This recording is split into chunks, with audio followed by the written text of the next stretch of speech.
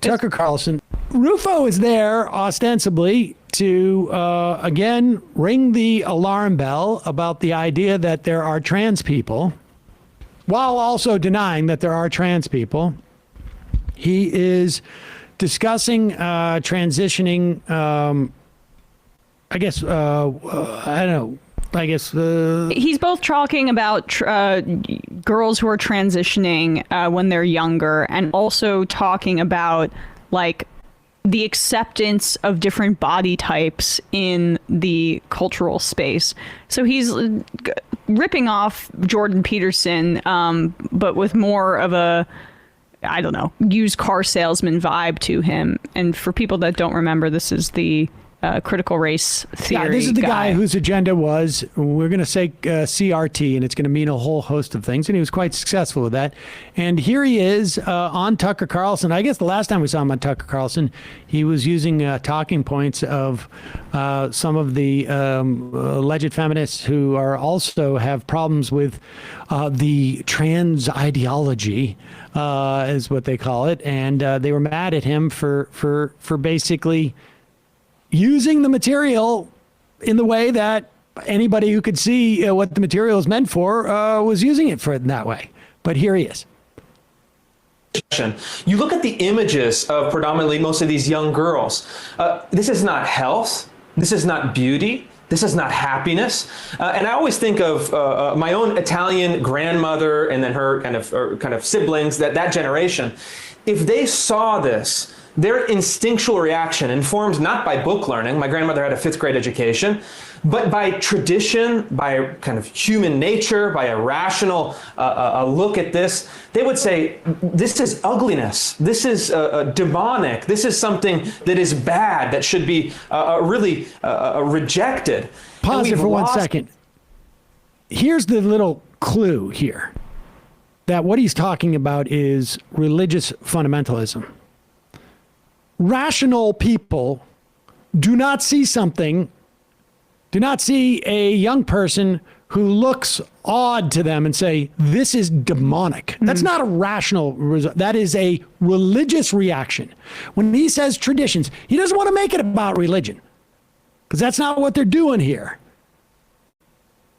They're going to feed into that. There's a little bit of dog whistle here. But when they see traditions and then say that's demonic, that construction is religious fundamentalism. And it's all about hierarchy. It's all about misogyny. But here, go back a little bit, and then let's just see where he lands on this. Reaction, informed not by book learning — my grandmother had a 5th grade education — but by tradition, by kind of human nature, by a rational look at this. They would say, this is ugliness, this is demonic, this is something that is bad, that should be really rejected. And we've lost that basic common sense, where you see a woman, or a young girl rather, who is looking unwell, who is looking ill, who is looking ugly.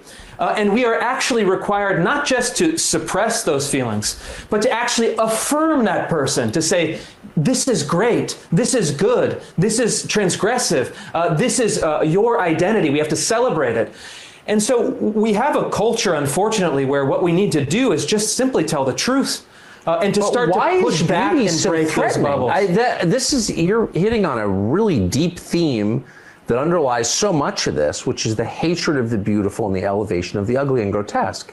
What is that? And yeah, just, the bold stance that Chris Rufo is taking here is that there needs to be more bullying in schools for children that are transitioning, and a complete understanding that you are ugly.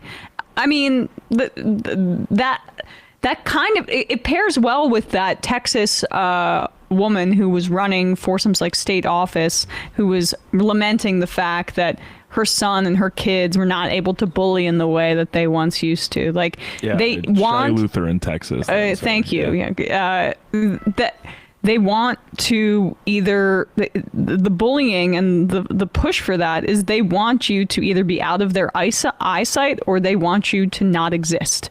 And by bullying you into submission, that means that either you stop that transitioning, which is demonic, or you kill yourself. Either way, Chris Rufo and those folks are okay with it. And let's be clear about what they're complaining about.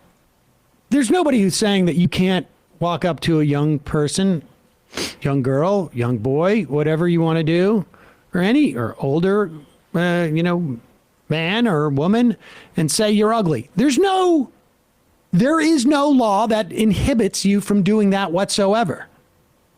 There's only the rest of society which has decided you're a douchebag if you do that.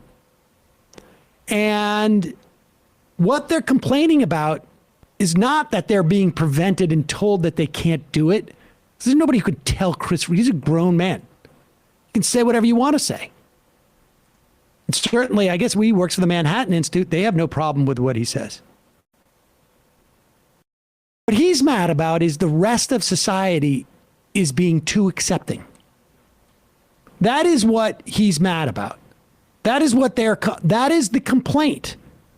The rest of society is sinful. They don't understand that there are demons around us. They don't accept tradition in the way that we do. This is religious fundamentalists or Republican operatives using religious fundamentalism aggrievement for political gain on the backs of some of the most vulnerable people in our society. There's not enough hate for those who have been infected by the satanic spirit. Because if you actually oppose Satan and you were in favor of God, you would be casting those demons aside, would you not? Like, that's what it is. It's reframing it and saying that these children who are already being told you can't participate in sports even though you're one of 4 trans athletes in this state, but we're going to make codify legislation that completely others you. All of conservative media has said you are mentally ill, and if you're a trans adult, you're a groomer. This is the guy, talking about groomers, this is the guy who can't stop thinking about which teenage girls and which children are ugly or not, and goes on Tucker Carlson, his daytime audition programming, to make that case. But the people who are accepting are the groomers? Yep. Yeah, I mean, hey, just think about it. All right, we're going to read some IMs and get out of here. Hello, MR Crew. I was wondering if I could get a shofar from my Uncle Herschel, who passed away last Friday. He was like a second father to me and helped me become who I am today. Rest in power. Herschel.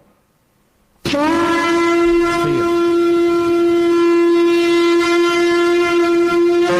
Somonalux, Sam, thank you, both Sam and Emma, as another trans person in your audience. I really appreciate your stances. Medicare for all is not going to help trans people on its own. Look at the UK.